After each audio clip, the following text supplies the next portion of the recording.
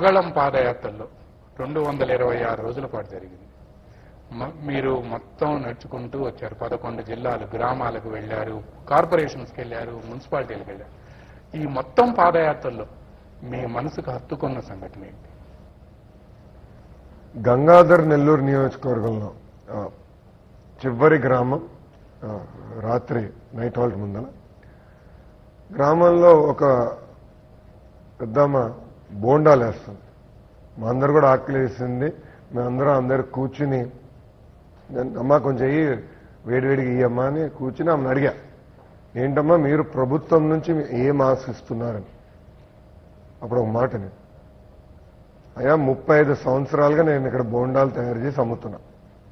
రూపాయి జమ చేసి 2 కొడుకుల్ని బాగా చదివించా.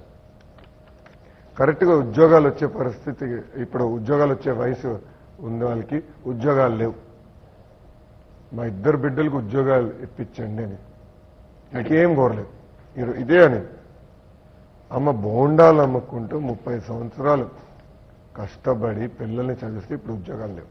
ఈ ప్రభుత్వ చేతగాంతనం వల్ల ఆ 2 బిడ్డలకు ఉద్యోగాలు వచ్చే పరిస్థితి. ఆమె అడిగింది అదొకటి, ఇంకేం అడగలేదు, ఇంకేం అవసరం లేదా ఈ ప్రభుత్వం నుంచి. సో అందరూ ఒక కళ ఏంటంటే పిల్లల్ని బాగా చదివిస్తే మంచి ఉద్యోగాలు వస్తాయి.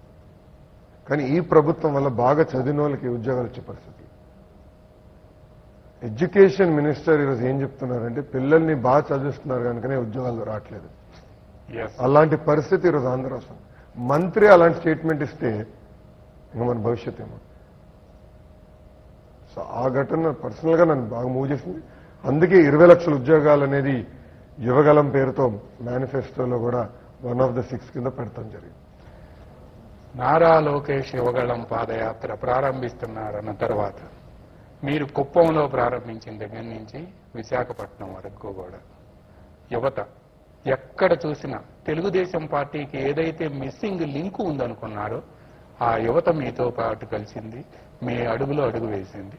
మహిళలు, మధ్యతరగతి, ఉన్నత శ్రేణి, విజయవాడలో ఒక